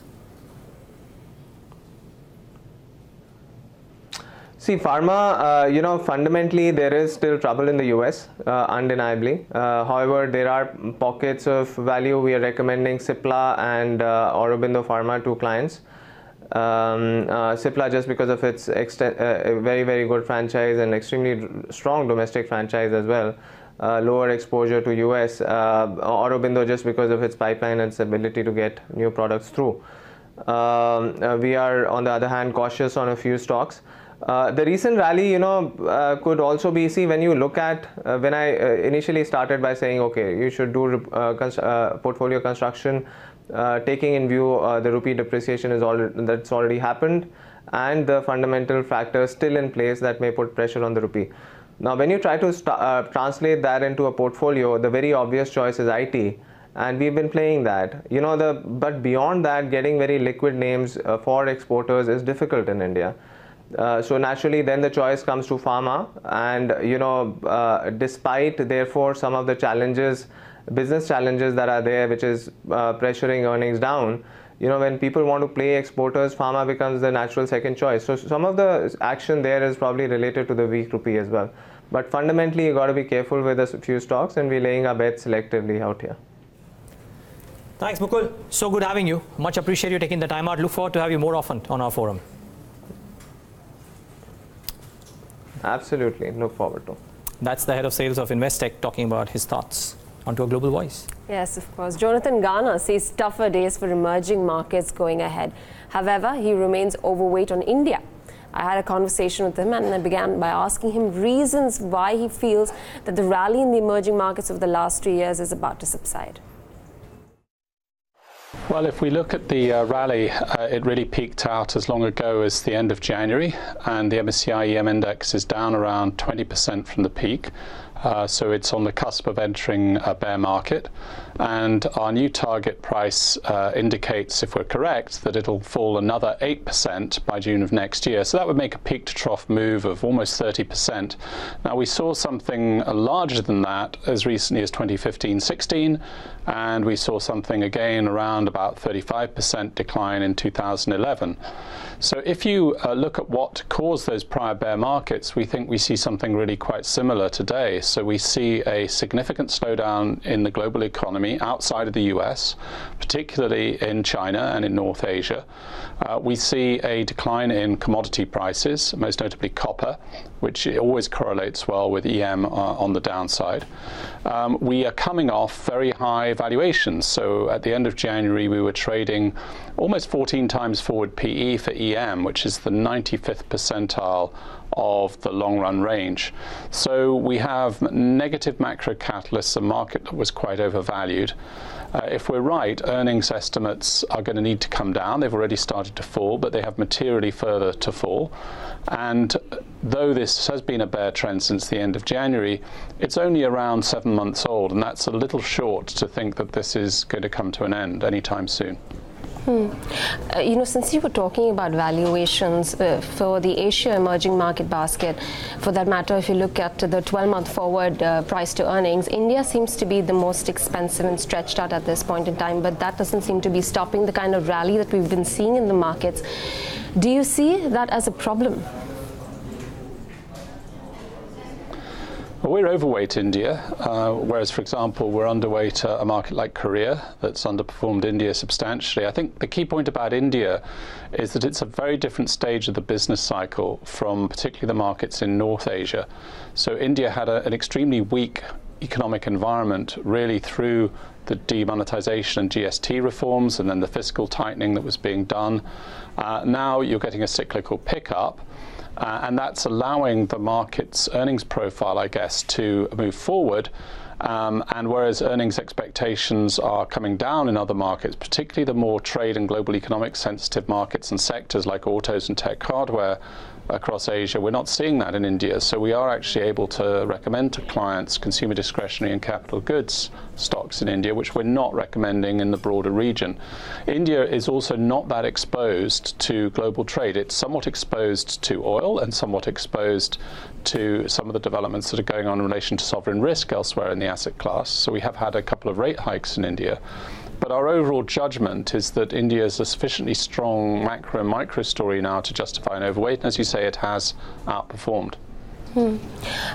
Overall, from a foreign fund flow point of view, emerging markets and the emerging market Asia basket as a whole has been seeing thin flows over the recent past. Not too much in terms of the money allocation or the equity allocation is coming this way. Do you see that changing anytime soon? Well, we track weekly all flows to and from emerging equity markets, and recently we have had some quite large outflows, totaling over $20 billion in the last, 3 months or so.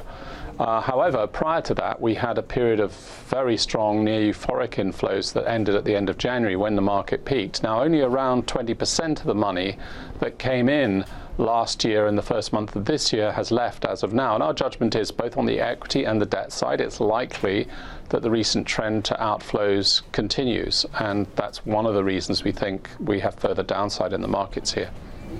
What do you think are the triggers that could probably see some of this money coming back into this basket? Because India, while we've been creating record highs on the indices, for us as well, the allocations are very thin, and we've been doing it on the back of what's been happening domestically. So the domestic flows are supporting this move.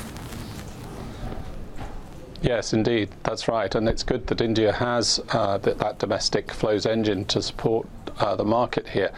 Well, I think typically flows to emerging markets are strong when the dollar is weak, but this year the dollar has been strengthening against most currencies, so I think that's one overarching issue. Then we have the path of Fed tightening. The Fed is tightening at a time when economic conditions in many other EM countries, or many EM countries, would indicate that they should be cutting rates. But what we're actually getting is a handful of countries are able to move their rates lower, China, for example, into their slowing economies. But some, Indonesia, I'd highlight in particular, has done 4 rate hikes this year. India's done a couple of preemptive hikes, but it hasn't been enough to derail its economic recovery story. So I think the interplay between the dollar, the Fed, the earnings cycle, where commodity prices are, and where the underlying trajectory of growth is outside the US, they're the kind of things that typically drive the cycles of emerging equities. You know, you spoke about the strength in the dollar. How far do you see that continuing? And the other aspects of the outlook for emerging markets, be that weaker economic data points coming out from China, pressure on emerging market currencies, what's the outlook there, and where do you see that reversal coming in? Because the dollar strength seems to be unabated. Yeah, so my base case is the dollar will continue to strengthen from here against emerging currencies, though it may weaken somewhat against the yen in a risk aversion trade. But we don't have enough of a real interest rate cushion for countries that are running significant current account deficits or have large amounts of external debt coming due to sort of withstand this adjustment that we're going through. So we are seeing an adjustment that's quite similar to the taper tantrum phase, and even has echoes of 97, 98. Now, one of the things that may turn this around is better growth from China itself. China is easing, but it's not yet obvious that that easing will gain traction. In particular, I'd highlight that consumer confidence is falling in China from a 20-year high. And so the consumer service economy that's been a big engine of recent growth in China is not performing as well as it was previously, certainly not as well as last year.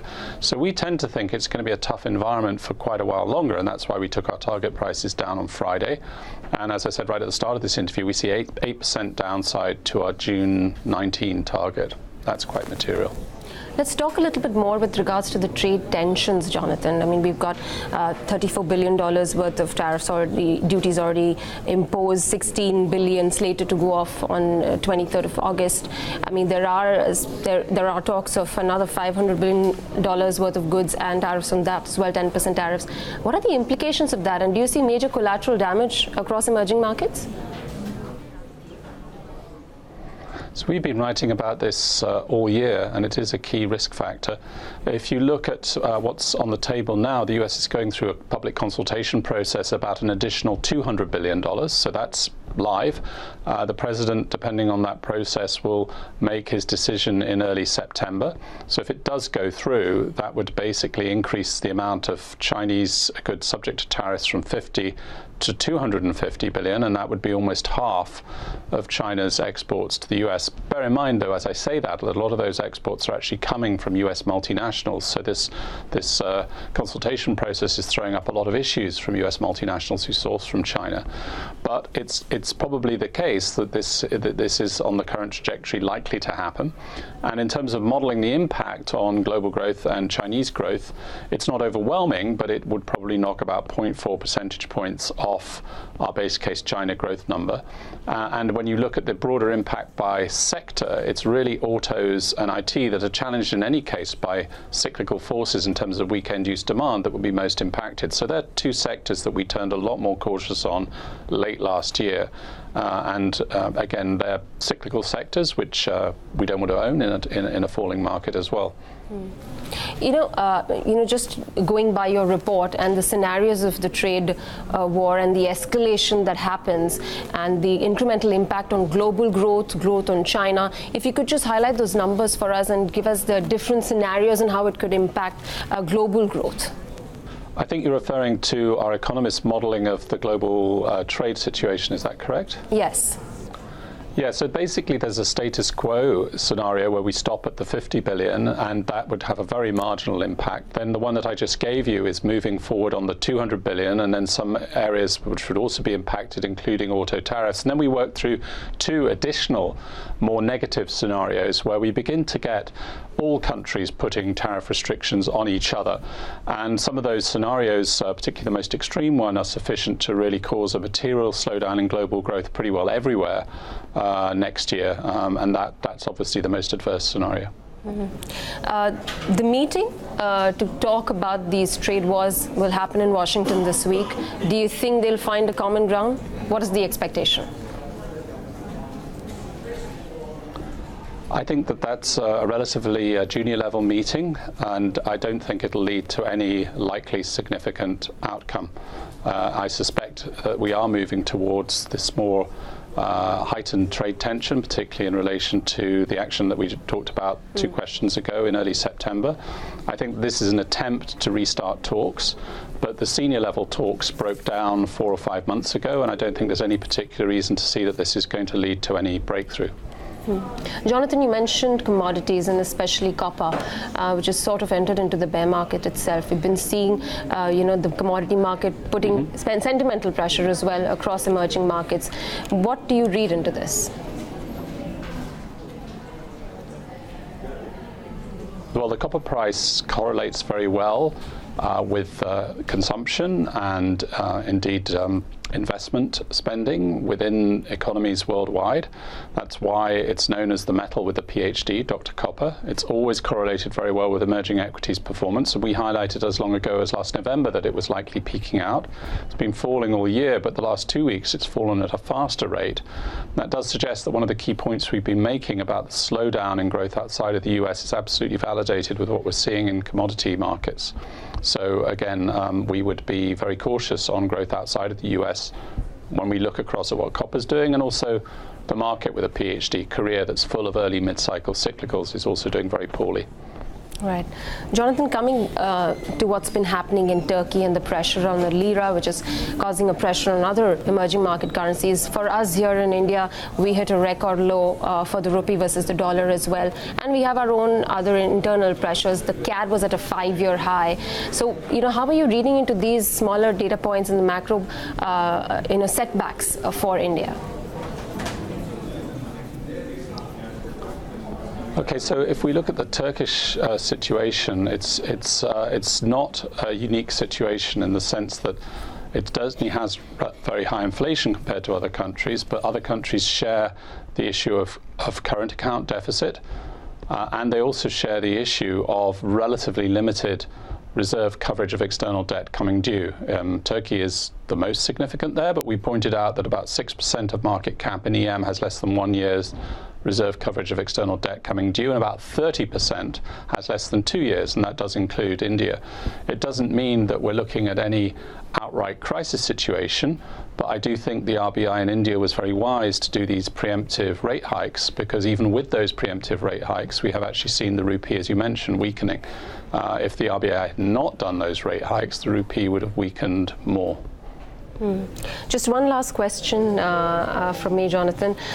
We've got the Jackson Hole Symposium now. What do you expect to hear from the Fed chief? I don't think we'll hear anything of any great significance. It would be nice to hear about how they're thinking about the trade discussion, the trade disputes that we've touched on in this, but I think the Fed's thinking on that is at quite an early stage. I doubt very much that you're going to hear anything particularly market moving from that. Our base case is that the Fed does hike 2 more times this year at the September and December meetings.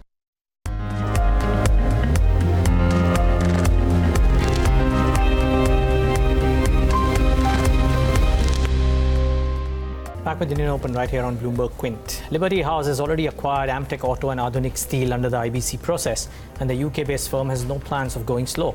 The group's founder and chairman, Sanjay Gupta, says he's willing to spend another $5 to $10 billion in India and won't be restricted to a particular sector.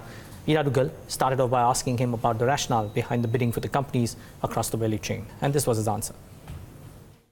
It's essentially aligned businesses, but quite separate. We have in our industrial sector, we have our steel business, which consists of a primary steel, with something like Bhushan, for example, and what we call green steel, which is recycled steel, which is the ABG play, because we're trying to, instead of building ships, we're looking to break ships there and to recycle them into steel. So that's the steel cycle. Then we have, of course, our metals business and our downstream auto and defense business. So the Amtech business fits in that downstream auto business. Somewhere in the middle sits alloy steel, which is basically supplying that supply chain for the downstream auto business. So that's sort of the industrial vertical across the chain, as I explained it. Would it then be fair to say that this still fits into your broader sort of group strategy of being a commodities play, to put it very broadly? No, I would not at all. I mean, obviously, auto is not a commodity business. It's the furthest you can be from a commodity business. You're talking about platforms which you supply, where we want to be a tier 1 supplier, perhaps even a single source supplier for larger car manufacturers and vehicle manufacturers, with platforms ranging from 8 to 12 years. So it's far from a commodity business. Commodities go into production of those components. So our commodity business, let's say, sits in the steel business, aluminum business, but the key attribute of our model is that we want to go all the way through the value chain down to the finished consumer products which go into which are consumed by consumers. Let me talk a little bit specific now. So Amtech is done, Adhunik is done. I'm not asking for specifics, but you intend to run these businesses, right? I mean, these are businesses which you're going to now invest in. You're going to bring in local managements to run them. How is that going to play out? There are certainly businesses which we are looking to run and grow. We have not in history ever so far disposed of a business or sold a business or closed a business. So there are businesses which add to our portfolio, add to our strategy, and we will look to grow them. And we will look to have businesses across our entire spectrum. I talked about our industrial spectrum, or the Liberty vertical, but we also have our resources business, which is energy, infrastructure, mining, and so on. We also have a financial services business, which is largely banking, but also insurance and fintech platforms. We also have our real estate business. So all these businesses which exist in other parts of the world or other hubs, we will look to develop in India as well. And in terms of management, in general, as a global philosophy, we always look for local management. And of course, in India, there is no dearth of good management. So largely will be Indian management. Okay, but there's no one platform, Liberty House platform, India, which was going to manage each of these diverse assets. No, we have a devolved business model. So the steel group will have its own executive. Let's say the auto business will also have its own executive. Across it all will sit a country team, which is basically more for governance and compliance and reporting, but not day-to-day management. We have a devolved business model, so the executive sits in the business, not above the business. And financial resources are segregated, and each business has its own domain to work in. But what is there a number in mind as to what would be the investment commitment for India as a whole at your end?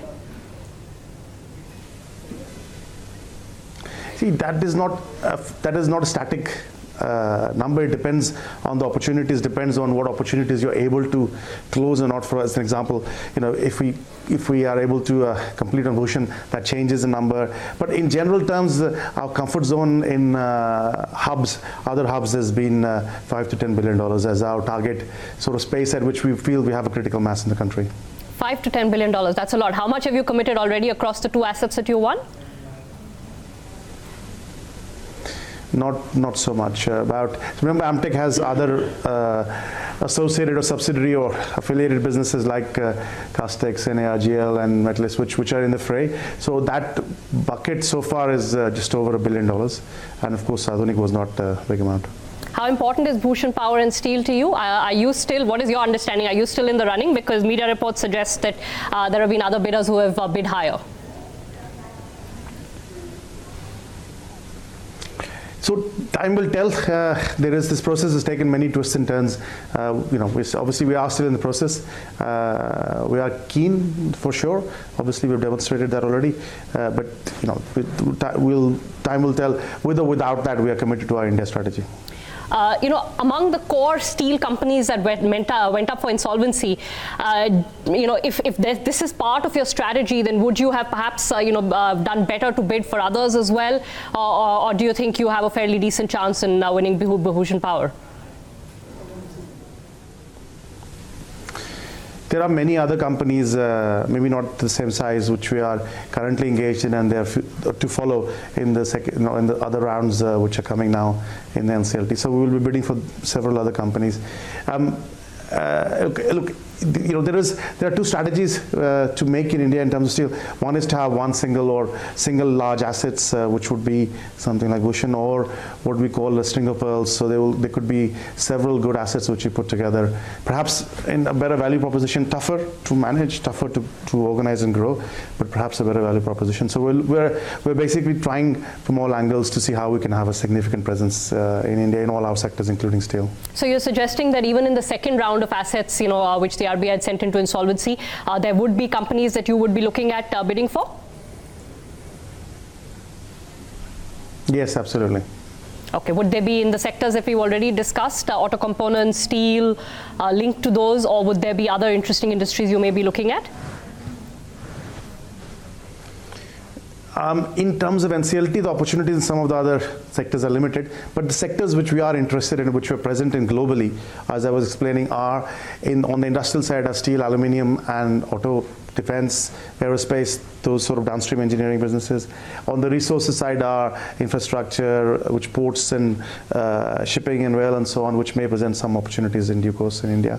There is obviously power, which will definitely do something in India.